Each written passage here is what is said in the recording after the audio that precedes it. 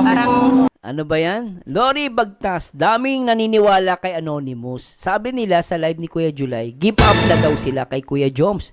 Stop na daw sila mag-marathon. Eh di mag-stop kayo. Alam mo, totoo lang ah. Ako, totoo lang ah. Huwag niyong tinatakot si Papa Joms, mag-stop kayo. Eh di mag-stop kayo. Dahil lang sa issue, maniniwala kayo. Sino paniniwalaan nyo? Yung Anonymous kaysa kay Papa Joms? Sobrang naman kayo kay Papa Joms. Matapos kayong supportahan ni Papa Joms, pasayahin, pinakilig.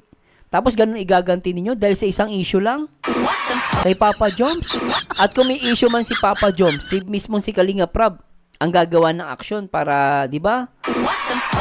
Para sa akin na ano ko, parang wag niyo para sa akin po wag niyo pagmalyakan si Papa Joms, nakakaawa naman.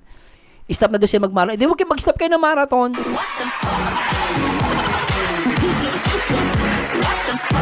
Mananakot pa kayo. Ang totoong supporter hindi po ganyan. Uunaway, aalamin nila yung totoo.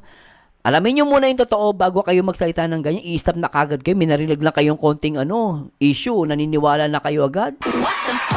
Ganyan ba kayo kay Papa Joms? Para di ba kayo nakokonsensya sa pinagagawa ninyo? Dahil lang sa issue, i-stop na kayo mag-marathon? Ang galing mo pala dyan Hindi ko alam Bakit? Si Joms ba mawawalan? Hindi mawawalan si Joms. Mas lalong dadami magmamahal kay Papa Joms. Eh kayo, mag-stop kay marathon. O, sinong kawawa? Kayo kawawa kasi di masaya buhay nyo. Di may iba, walang pakialam sa issue. Tuloy lang pagmamarathon. O, masaya pa sila. Akala nyo naman, malaking kawalan kayo kay Papa. Hindi umalis kayo kay Papa Joms. Iilan lang naman kayo.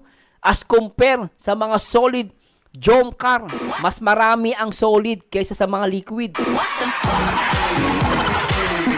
Tatakutin nyo pa. Ang Jomcar, matagal na ang Jomcar. Marami ng pinagdaanan, marami ng mga basher. Bumaksak ba ang Jomcar? Hindi. Kaya nga Jomcar matatag. Hanggang ngayon, number 1 ang Jomcar sa mga love team ni Kalinga Prab. Hindi ako nag-aano sa Jomcar pero yung katotohanan. Ngayon, tatakutin si Jomar. Sasabihin nyo, di umalis kayo. Ilan lang naman kayo. Mas marami yung totoong nagmamahal. At nakita ko yan sa mga supporter ng Jomcar dito sa Singapore. Mas marami nagmamahal kay Papa Joms at kay Carla.